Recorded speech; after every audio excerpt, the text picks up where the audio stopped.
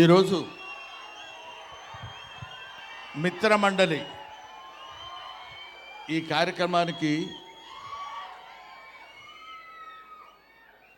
నేను రావడం నాకు చాలా సంతోషంగా ఉంది. ముఖ్యంగా ఇంతమంది విద్యార్థుల్ని బహుశా నేను కాలేజీలో లెక్చరర్గా పాఠం చెప్పేటప్పుడు చూస్తుంటాను, కాలేజీ యానివర్సరీస్కి వచ్చి చూస్తుంటాను. ఇవాళ మీ అందరి ముందు ఇలా నిలబడి మాట్లాడగలుగుతున్నానంటే నాకు నిజంగా చాలా సంతోషంగా ఉంది.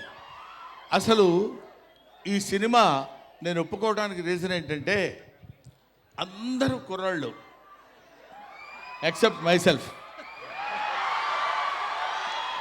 అంటే నేను కుర్రాడిని కాదు, పిల్లోడిని.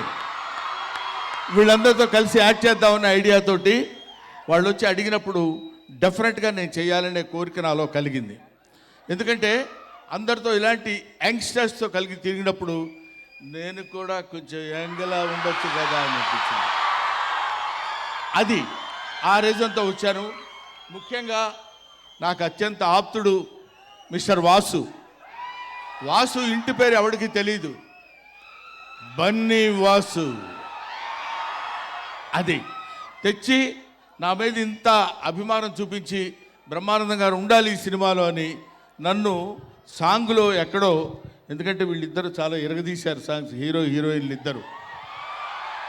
ఆ సాంగ్లో నన్ను పెట్టి ఏదో రకంగా కనిపించాలి బ్రహ్మానందం గారని వాళ్ళు నా మీద చూపించినటువంటి అభిమానానికి I shall be ever ever ever thankful to these Mithramandali people and producers as well as నువ్వు.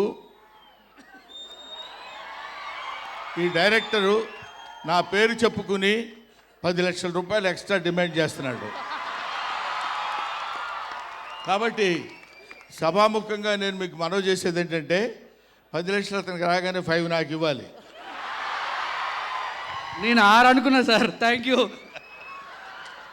సో భాను గారు, కళ్యాణ్ గారు, విజయ్ గారు వీళ్ళు ఇలాంటి కామెడీ నవ్వుకోవడానికి హాయిగా అనుకూలంగా ఉండే సినిమాలు తీయాలనే ఆలోచన రావటం చాలా గొప్ప సంగతి. ఎందుకంటే కమెడియన్స్ జీవితాల గురించి చప్పట్లు కొట్టేవాడికి అనవసరం, వాడు ఎలా ఉండని, వాడి జీవితం ఏమైనా అవని, మమ్మల్ని మాత్రం నవ్వించాలనే సిద్ధాంతంతో బతుకుతున్న వాళ్ళు కమెడియన్స్. అందుకని ఎప్పుడైనా కమెడియన్స్ని ఆశీర్వదించండి.